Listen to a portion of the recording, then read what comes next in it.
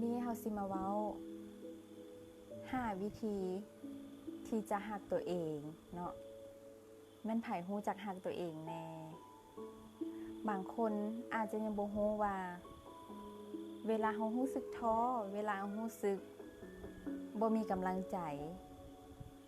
บางครั้งเฮาอาจจะเฮ็ดอีหยังเฮ็ดในสิ่งที่มันท้าทายสำหรับเฮาเฮ็ดในสิ่งที่มันยากสำหรับเฮาแต่เฮาเฮ็ดไปด้วยตัวเองเฮ็ดคนเดียวลงมือเฮ็ดคนเดียวบ่มีไผเข้าใจเฮาเลยว่าเฮากำลังเฮ็ดอีหยัง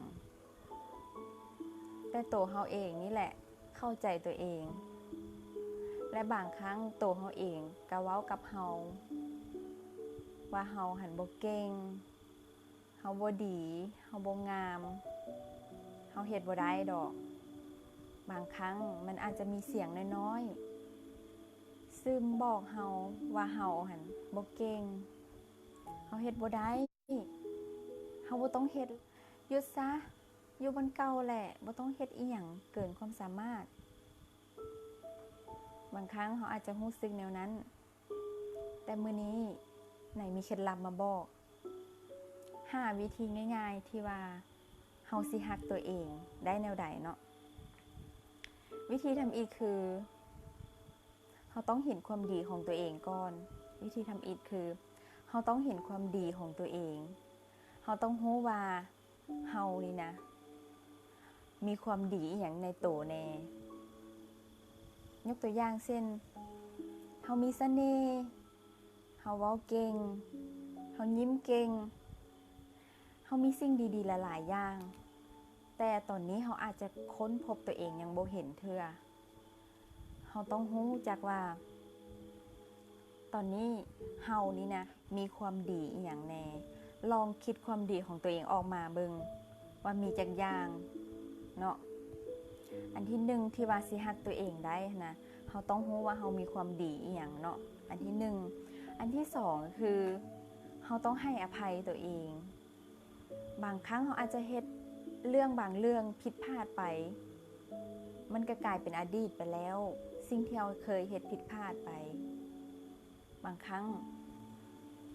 เฮาคิดถึงอดีตเฮาก็จะรู้สึกเจ็บปวดรู้สึกว่าเป็นหยังตัวเองในตอนนั้นคือว่าบ่ฮักตัวเองคือแบบไปเฮ็ดแนวนั้นได้แนวใดไปเฮ็ดในสิ่งที่มันซั่วๆหรือว่าสิ่งที่บ่ดีแบบนั้นได้แนวใดบางครั้งมันอาจจะรู้สึกแนวนี้แต่เฮาต้องบอกตัวเองเฮาต้องให้อภัยตัวเองหลังจากเฮาให้อภัยตัวเองแล้วเนาะเฮาบ่ต้องเอาเรื่องเก่าเรื่องเดิมๆมาคิดเรื่องที่เฮาเคยผิดพลาดมาคิดซ้ำๆอีกถ้าเฮาเอาเรื่องเก่ามาคิดซ้ำๆนะซ้ำกับว่าเฮากำลังขังตัวเองบ่ปล่อยให้ตัวเองมีอนาคตที่งามกว่าเก่าตอนนี้เฮากำลังจมอยู่กับอดีตที่เคยผ่านมาที่เฮ็ดให้เฮาเจ็บเนาะฉะนั้นอันที่2ก็คือเฮาต้องให้อภัยตัวเองเนาะให้อภัยตัวเองและอันที่3คือต้องอยู่กับตัวเองให้เป็นและก็ให้เวลากับตัวเองบางครั้งเฮาลืมที่จะให้เวลากับตัวเองลืมที่จะให้เวลาให้เฮาได้หายใจเข้าลึกๆเฮาเฮ็ดอันใดก็สร้างเฮาวุ่นวายไปเบิดเฮาใช้เวลาแบบฟ้าวฟังไปเบิดเฮ็ดอีหยังก็ฟ้าวคือตื่นเช้ามาถ้าว่าเป็นคนที่เฮ็ดเวียกประจำก็จะฟ้าวไปเฮ็ดเวียกของไผของลาวตื่นแต่เช้าบางคนน่าเป็นพ่อเป็นแม่ก็เฮ็ดหน้าที่พ่อแม่คือตื่นเช้ามาคนที่เป็นแม่จะรู้สึกว่าตัวเองเฮ็ดเวียกหลายกว่าหมู่เพราะว่า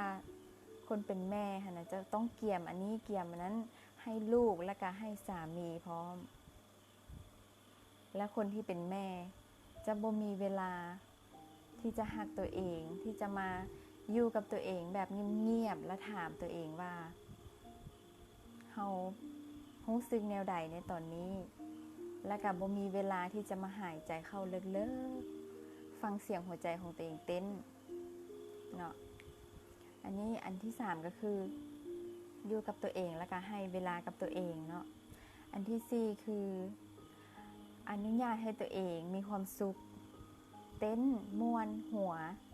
แบบสบายใจเลยเราต้องอนุญาตให้ตัวเองมีความสุขเราบ่ต้องจมกับสิ่งเก่าๆสิ่งที่เฮ็ดให้ทุกข์ซ้ำแล้วซ้ำอีกทุกข์แล้วทุกข์อีกกับสิ่งเดิมๆเนาะเราต้องปล่อยให้ตัวเองมีความสุขตามที่ตัวเองใจตัวเองต้องการเลยอันนี้คืออ่านฮักตัวเองเนาะอันที่4อันที่5ก็คือยก2มือของเราแล้วก็กอดตัวเอง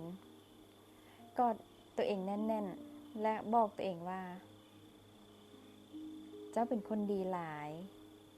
เจ้าเฮ็ดได้ดีที่สุดแล้วในตอนนี้เจ้าเป็นเจ้าได้ดีที่สุดแล้วเจ้าเฮ็ดสิ่งที่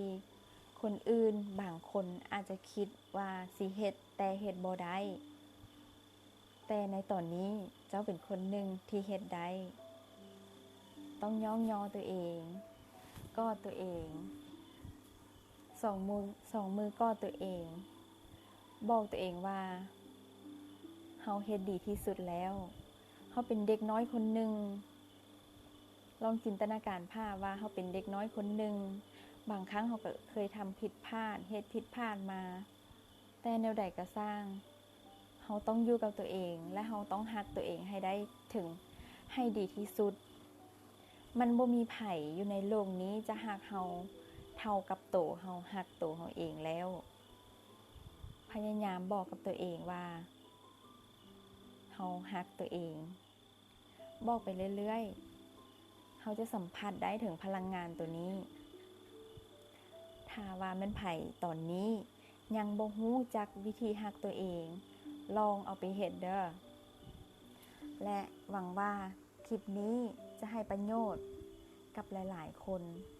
บ่หลายกันน้อยเนาะ